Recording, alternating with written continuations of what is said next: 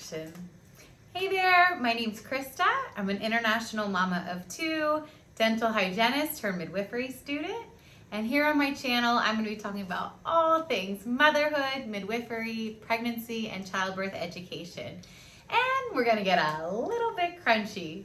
So if these things are of interest to you, please follow along and get ready to birth and bloom.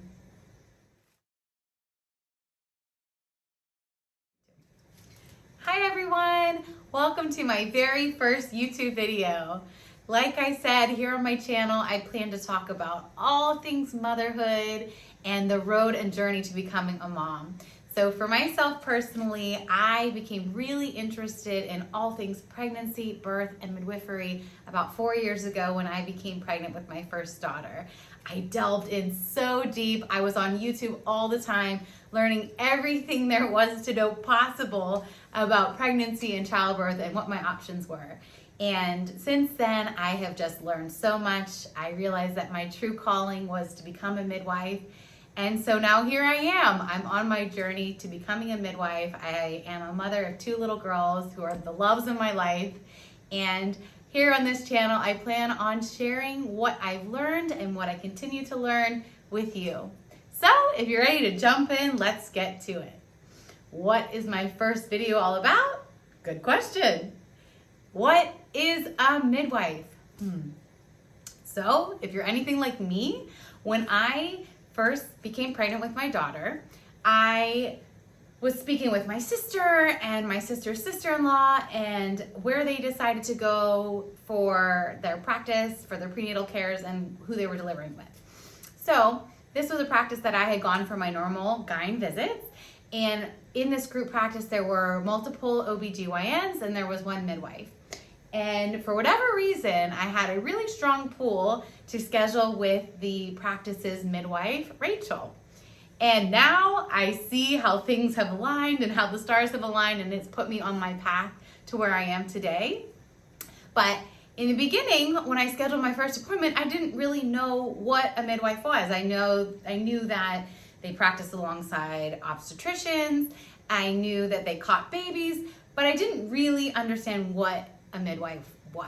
So here I'm going to tell you about the two main types of midwives in America.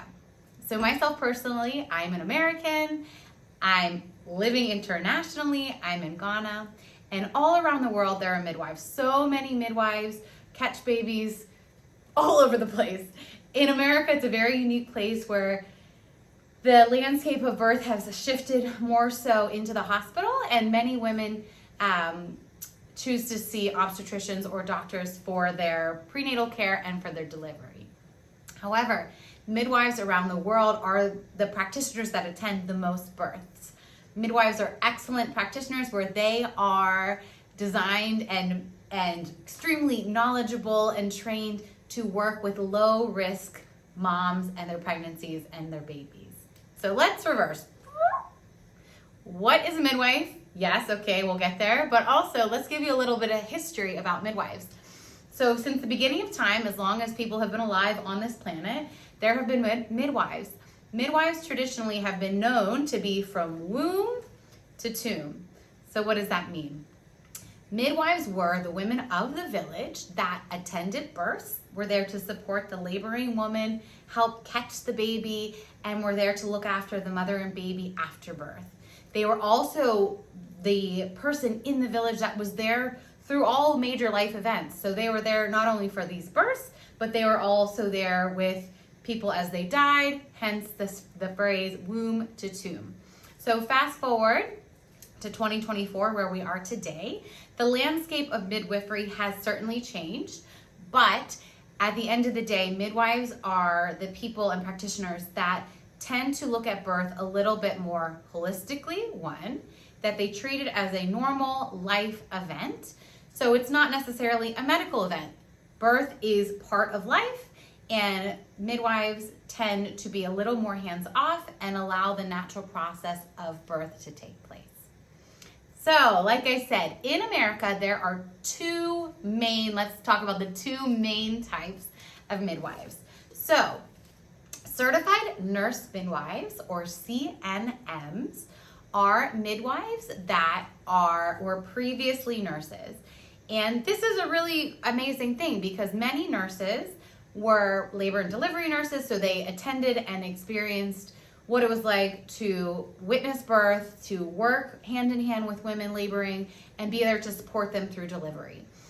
And having the nursing background is amazing because then from there they move from the nursing landscape and then walk into the midwifery path. So for a nurse to become a CNM, they go on to a graduate level program to pursue midwifery. The amazing thing about CNMs are that they're licensed in all 50 states. Why should you care? Why does that matter? Well, for some people it matters, for some people it may not matter.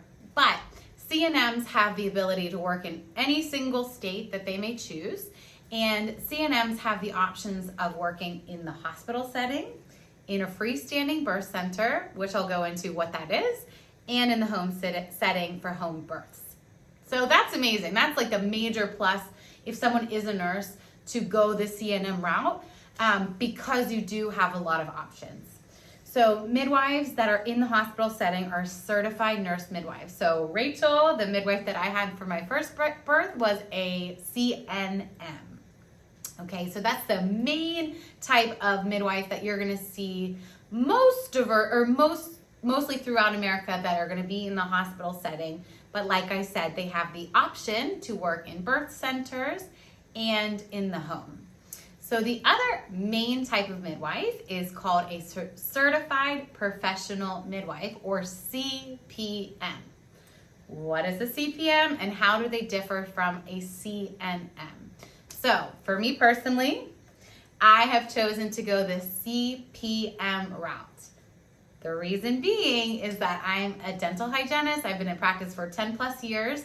And though I love and respect nurses, I personally do not feel the calling to go down the nursing path, and I don't feel a pull to work in the hospital setting. For that reason, I see myself working in the community setting, which would be considered the home birth setting and or birth center setting. So for that reason, I have chosen to go down the CPM route. So a little bit about CPMs. CPMs do not have to go to nursing school. They can have a degree really in anything. It could be a science degree, it could be fashion degree, it could be social work, it could be anything or nothing at all. CPMs don't necessarily have to go down a graduate level of education, but they go through a very rigorous training where they have didactic coursework and they work in the apprenticeship model where as a student midwife, you work as an apprentice under a very experienced CPM or CNM or whoever as the apprenticeship / preceptorship. And their student midwife is going to attend many births.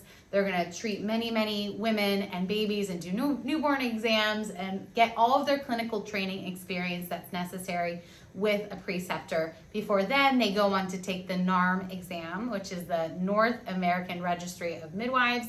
And that is the governing body that once someone has taken that exam and passed, they become a certified professional midwife.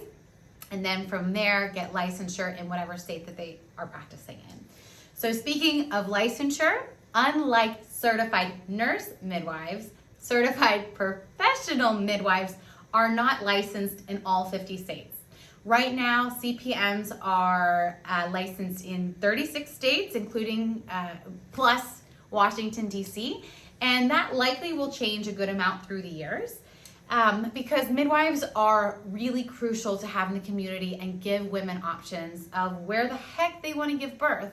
You have the ability to choose, do I want to give birth in the home? Do I want to give birth in a hospital? Do I want to give birth in a birth center? You have the option to choose. So, just because most people choose hospital birth, that decision may not resonate for you. And in that case, if you chose to decide to have a community birth, you would be looking at what your options are, what midwives serve your community, and just really feeling out what feels right for you and what feels safest to you. And only you can decide that. The biggest thing is you have to know your options and have to be aware of what is available to you.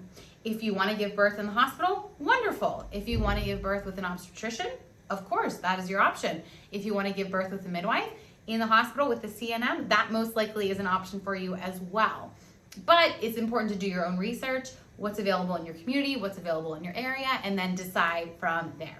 So like I said, I was going to explain a tiny bit more about what a birth center was.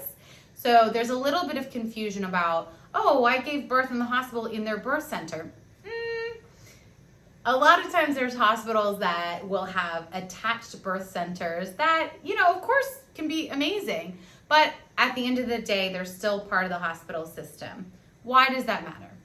Well, hospital systems have different protocols in place that doesn't matter who your practitioner is, there are still guidelines in place that hospital is going to consider and want that practitioner to follow. So that can limit your options as far as how you want to birth, how you want to labor, X, Y, and Z.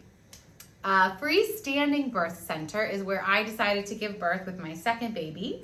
And a freestanding birth center is not affiliated with a hospital system itself. So it's exactly what it sounds like. It's a separate entity, it's a separate building, it's a separate, sometimes their houses are renovated, but they're a separate facility where people choose to give birth. And when you go to a freestanding birth center, usually the practitioners there are midwives. They could be CNMs, like I said, they could be CPMs.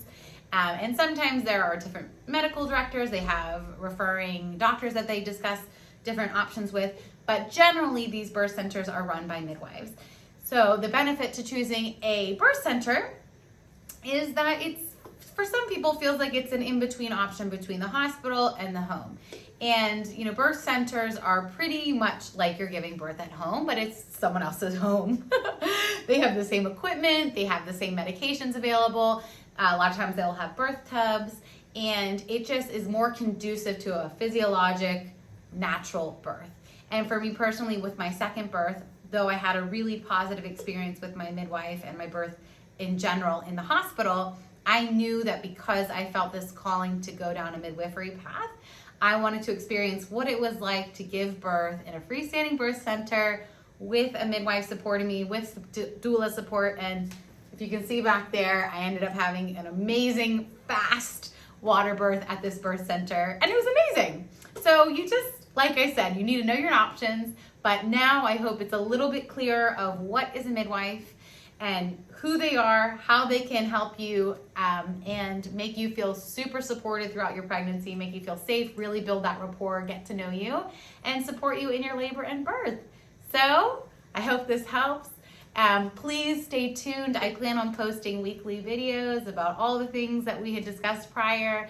And if you're looking for more information, please follow me on Instagram. My handle is birth and bloom, but it's birth_and_bloom_. So I hope to see you soon. Thanks so much for watching. Bye-bye.